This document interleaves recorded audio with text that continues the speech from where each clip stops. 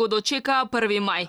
Им се закануваа дури 50.000 откази, алармираат синдикатите. Коронавирусот удри врз работничките права. Голем дел од работниците добија откази, други имаат намалени плати, трети воопшто не се исплатени. Денот на трудот за прв пат поминува со празни улици, без протести и маршеви. Од друга страна, многу македонци за 1 мај се на своите работни места, од пекари и продавачи до новинари и таксисти, а за својот труд треба да добијат празнична дневница.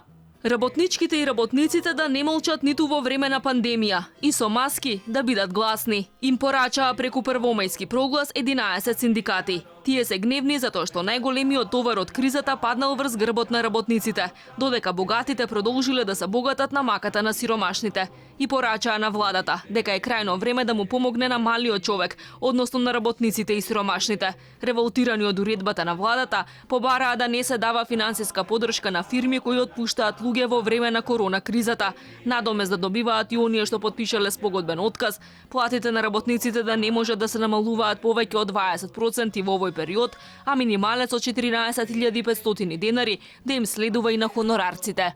Некаде околу 40 до 50.000 вработени можат да останат без своите работни места. Само во март се останати некаде околу 6.000, мада ја кријат таа бројка, али се дојде до бројката 6.700 се оставени без работа во овој период во текот на март. И сега вчера како што разговаравме, буквално беше обеќано и тоа се надам ќе помине, дека сите тие што се останати без работа ќе бидат вклучени во субвенции кај што државата ќе им дава плата во овој период и на тие вработени кои што останаа без своите примања. Од Сојузот на синдикати ќе организираат така наречен дигитален марш, односно само видео порака за тешката задача за заштита на работничките права во овој период.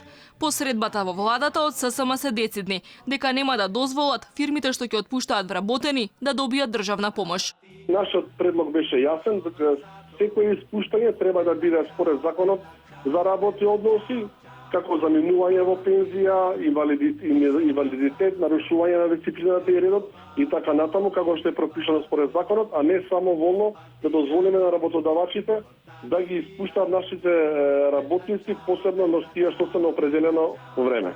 Синдикатите бараат задолжително да бидат консултирани при подготовката на мерките. Исто како и превозниците, сметаат дека е добра идеја да се воведе прогресивен данок на добивка, односно данок од 20% на профитот кој надминува 1 милион евра. Според нив, на овој начин ќе се даночат најпрофитабилните 200 фирми во земјава, а ќе се соберат дополнителни 100 милиони евра годишно.